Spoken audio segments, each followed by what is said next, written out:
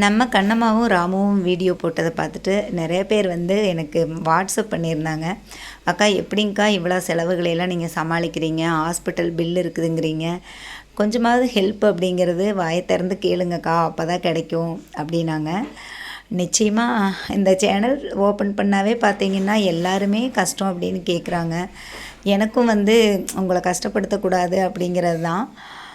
மேலோட்டமாக தான் ஒரு ஹெல்ப் பண்ணுங்கன்னு போடுவேன். அப்புறம் தெரிஞ்சவங்க யாராவது இருந்தாங்கன்னா அவங்களுக்கு ஷேர் பண்ணி விடுவேன், அவ்வளோதான்.